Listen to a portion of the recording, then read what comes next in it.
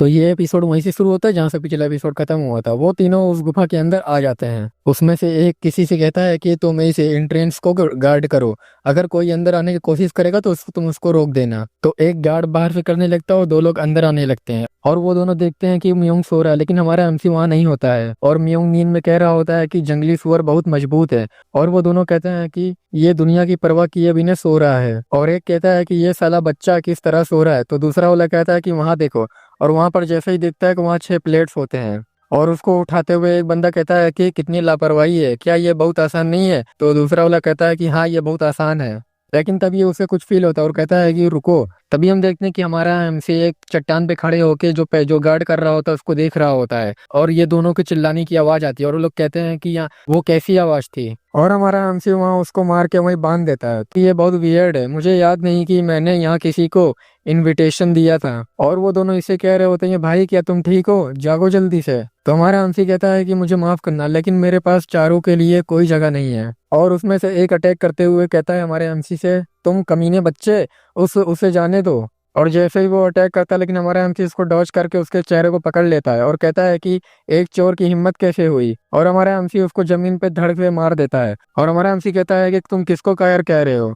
तो वो बंदा कहता है कि इस कमीने की हिम्मत कैसे हुई। और हम देखते हैं कि म्यूंग भी उस बंदे को घायल कर देता है और जमीन पे गिरा देता है और कहता है कि तुम्हारी हिम्मत कैसे हुई प्लेट्स को चोरी करने की। और पहली वाली मन में सोच रही होती है कि मुझे यकीन था कि वह हमारे हमारे पास हैं, लेकिन हम पूरी तरह से हार गए। क्या वो किसी तरह का अपनी योग्यता छुपा रहा था? क्या हमारी उम्र में ऐसा संभव है? तो वो कहता है कि तुम यहाँ के लीडर हो, चलो देखें कि तुम किस ब्रांच फैमिली से हो, हम तुम्हारे चेहरे को क्यों नहीं देखते। और उसका मास्क उतारने लगता है वो, और वो सामने वाला कहता है कि रुक जाओ रुक जाओ।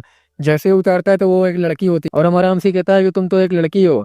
तो वो लड़की कहती है कि तो क्या हुआ अगर मैं एक लड़की हूँ तो। और हमारा एमसी को एक पंच मारती है, लेकिन हमारा एमसी डॉच कर लेता है। और वो कहता है कि क्या इससे कुछ चेंज होगा? और हमारा एमसी उसको एक लात मारता है, लेकिन वो पीछे आग चली जाती है। और हमारा एमसी कहता है कि क्या वो मुझसे लगभग 2 साल बड़ी है? वो हाँ जिन्हों के लेवल पर नहीं है, लेकिन उसने निश्चित रूप से बहुत ट्रेनिंग किया है। क्या वह उस एनर्जी को गैदर कर रही है जिसे मैंने पहले महसूस किया था? नहीं, ये ऐसा काम नहीं है जो कोई बच्चा कर सकता है। तभी हम देखते हैं कि वो लड़की फिर अटैक करते हुए हमारे एमसी पे कहती है कि तुम किस बारे में सोच रहे हो, अपना समय बर्बाद कर रहे हो। लेकिन हमारा एमसी अपने पैर से एक पत्थर मारता है जिससे सीधे जाके उसके सर पे लगती है। और हमारा एमसी उसको बांध देता है रस्सी से। और फिर म्यूंग से कहता है दूसरे बच्चों को भी लाओ और उन्हें एक साथ बांध दो। तो ये लड़की कहती है कि तुम क्या कर रहे हो बच्चे? तो फिर हम देखते हैं कि वो गुफा के बाहर एक बंदा खड़ा होता है, और हम देखते हैं कि यहाँ पर वो तीनों को बांध दिया होता है। म्यूंग म्यूंग कहता है कि ये लोग निश्चित रूप से। तो हमारा एमसी कहता है कि क्या तुम इन लोग को जानते हो? तो म्यूंग कहता है कि हाँ, वो सेम्सियों के कोलेटरल फैमिली से हैं, जिन्हें गोल्ड सिल्वर ब्रॉन्ज सिबलिंग कहते हैं। तुम्हारा एमसी भी शौक हो जाता है, कहता है कि सेम्सियो गोल्ड सिल्वर ब्रॉन्ज सिबलिंग। और हमें इसके बारे में बताया जाता है सेम्सियो में हा फैमिली के रिप्रेजेंटेटिव्स हे ग्यूमरान, हा नूनान और हा डोंगरान, जबकि 2 छोटे भाइयों के जुड़वा ड्रैगन के रूप में जाना जाता है। और ये लड़की चिल्ला के कहती है कि तुम कायर कमीने, मुझे अपनी प्लेट्स दे दो।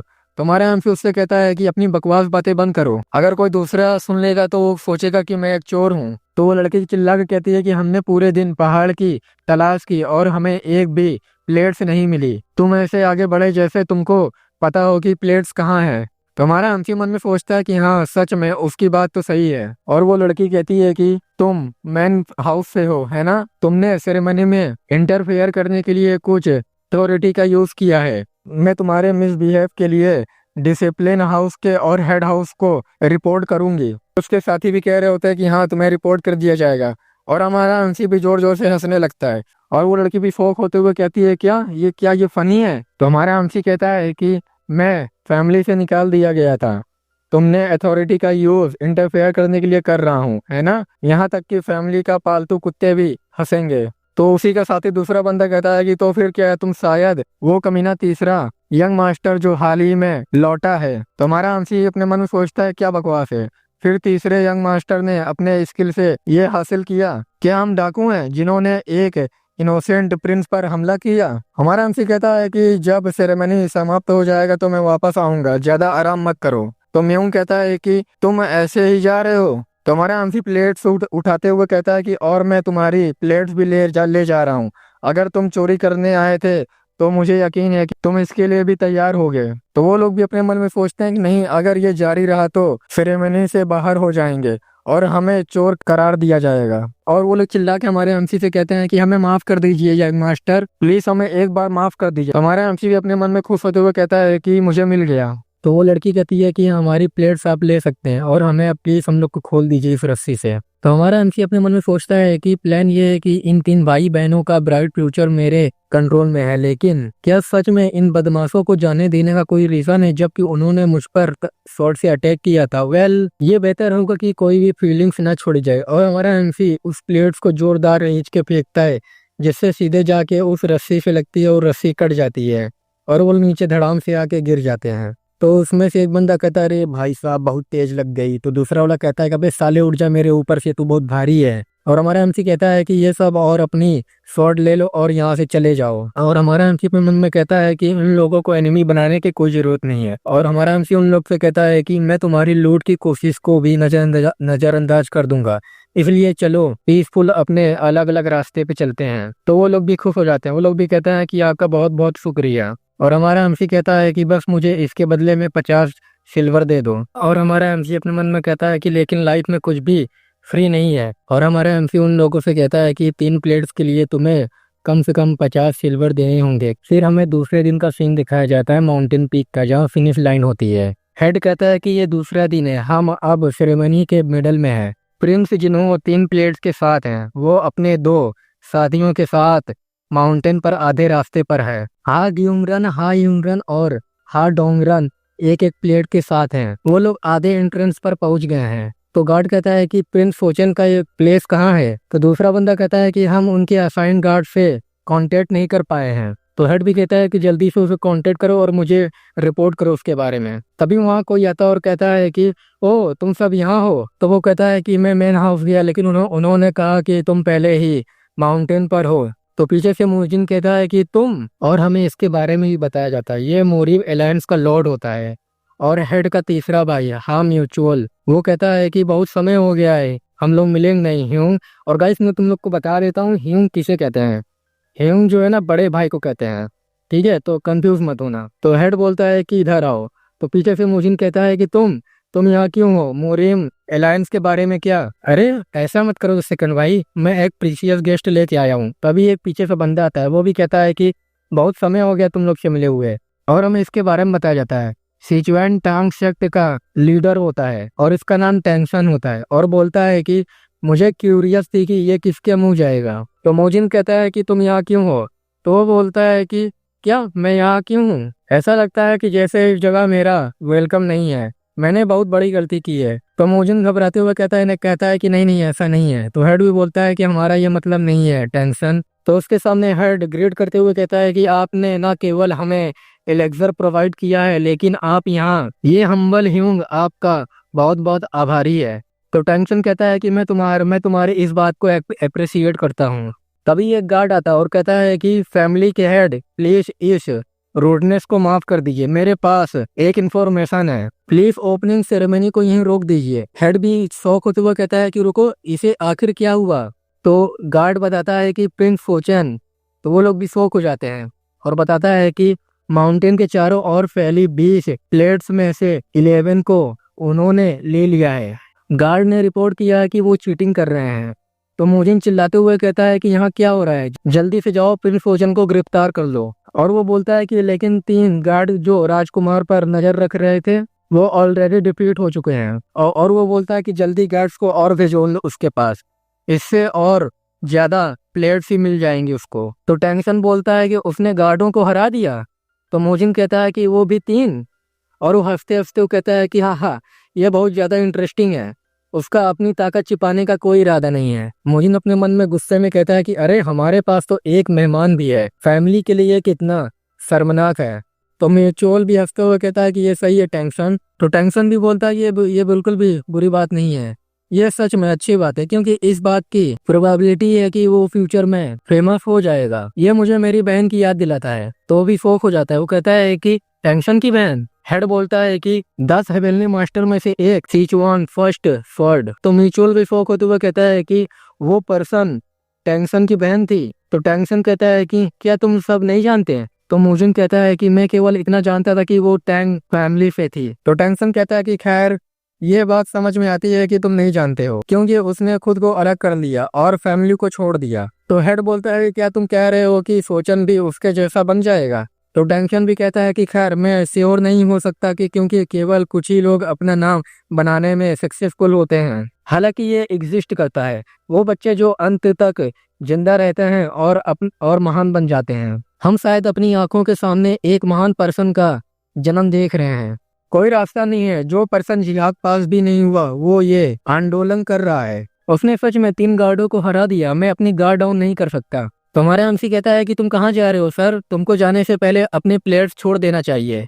और उस पर एक जोरदार अटैक करता है, लेकिन वो ब्लॉक कर लेता है। और ये बंदा अपने मन में सोचता है कि वो आ रहा है, मुझे पहले से इस किक को रोकना होगा। और हमारा एमसी उसके गोटे में मारता है और उससे कहता है कि तुम्हारा लोअर बॉडी गार्ड में नहीं है, और वहीं धराशायी हो जाता है, वहीं जमीन पे लेट जाता है। और वो गार्ड कहता है कि तुम ऐसे कैसे कर सकते हो, ये बहुत बेकार है। तो हमारा एमसी कहता है कि हाँ तो क्या हुआ, ये हारने से बेहतर है। और वो बंदा कहता है कि मैं तुम्हें एक्नॉलेज नहीं करता हूँ, एक डायरेक्ट डिफेंडेंट ऐसी बेकार टेक्निक कैसे यूज कर सकता है। और हमारा एमसी कहता है कि ये बात सुनने में कुछ अच्छी नहीं लगती, जब तुम सच में उसी टैक्टिक से हार गए।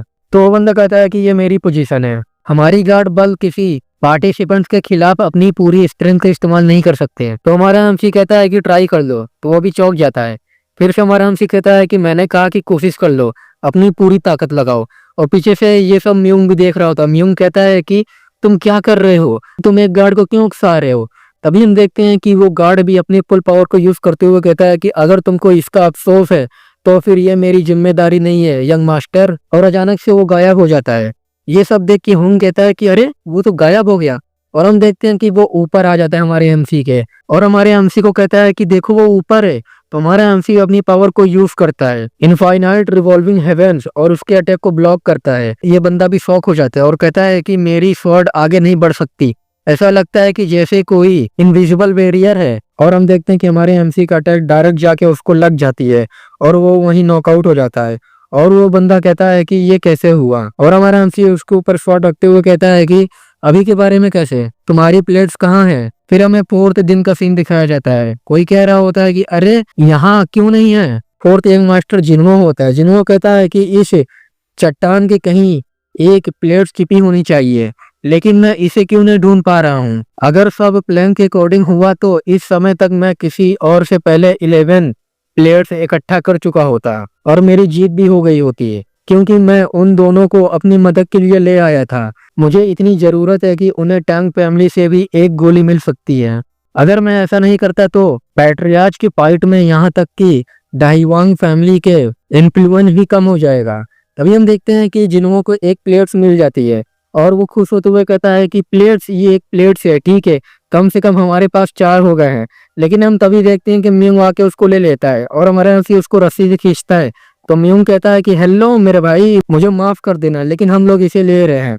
तो वो भी चौंक जाता है और चिल्ला के कहता है कि हाँ सोचन म्यूंग, वो प्लेट्स मेरी है, उसे वापस दो। तुम्हारा एमसी कहता है कि क्या इस पर तुम्हारा नाम या कुछ और लिखा है, ये तुम्हारा क्यों है। वैसे क्या तुमको हमारी शर्त याद है। अपने मन में गुस्साते हुए कहता है कि मैं उन्हें ये प्लेट नहीं लेने दे सकता, इतना कुछ होने के बाद भी नहीं, मुझे इसे पाना ही है चाहे कुछ भी हो। और वो ऊपर आ जाता है और कहता है कि रुक जाओ। और हमारा एमसी इसको देखते हुए कहता है कि तुम बहुत जल्दी ऊपर आ गए। तो जिन्हों कहता है कि वो प्लेट्स सबसे पहले मुझे मिला है, खिलवाड़ करना बंद करो और उसे वापस दे दो मुझे। तो हमारा एमसी कहता है कि तुम सब एक प्लेट को लेकर इतने परेशान क्यों हो, क्या तुम कोई दूसरा नहीं ढूंढ सकते। अपनी पूरी प्लेट्स दिखाते हुए कहता है कि क्या वे सारे पहाड़ में नहीं फैले हैं, तुम्हारे पास भी इतना होना चाहिए है ना। तो वो भी शॉक हो जाता है और कहता है कि ये सब प्लेट्स हैं, बिल्कुल नहीं, 10 प्लेट्स प्राप्त करना भूल जाओ, ये तो उससे कहीं ज्यादा है। और गुस्साते हुए कहता है कि मेरे पास केवल 3 है, मैं उस कमीनों को नहीं हरा सकता जिसके पास कुल 20 प्लेट्स में से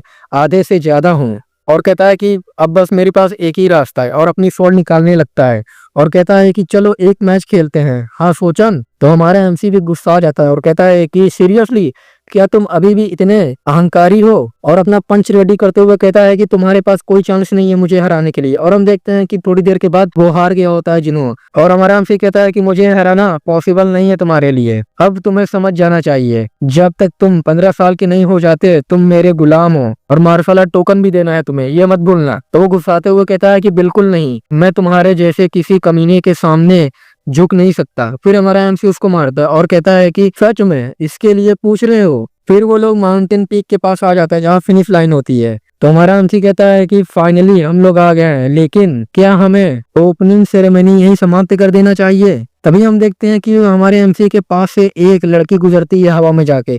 तो हमारा एमसी भी कहता है कि वो क्या था, ऐसा लग रहा था कि जैसे कोई उड़ रहा है। ये सब देख के म्यूंग कहता है कि वो पर्सन जो उड़ के आया था उन 3 सिबलिंग बहनों में से सबसे बड़ी बहन। तभी कोई आता है और हंसते हुए कहता है कि ऐसा लग रहा है कि मैं खुद को फिर से रोक नहीं पाऊंगा, और एक बार जब मैं क्यूरियस हो जाता हूँ तो मैं अपनी पावर पर कंट्रोल नहीं रख पाता। हमारे एमसी बाकी सभी लोग देख के कहते हैं कि ये क्या बकवास है। तभी हमारा एमसी अपना स्वॉर्ड निकाल लेता है और कहता है कि तुम कौन हो, अपना चेहरा दिखाओ। म्यूचुअल कहता है कि अरे अरे शांत हो जाओ, मैं तुम्हें यहाँ मारने नहीं आया हूँ, मैं तो बस ऐसा चल रहा था, मुझे कुछ कुछ प्लेट्स भी मिल गई है। तो गाइस ये एपिसोड यहीं खत्म होता है। आई होप आप लोग को वीडियो अच्छी लगी होगी, तो वीडियो को लाइक कर दीजिएगा, चैनल को सब्सक्राइब कर दीजिएगा और कमेंट कर दीजिए तुम लोग को वीडियो कैसे लगी। हम लोग मिलेंगे नेक्स्ट एपिसोड में, तब तक के लिए बाय बाय।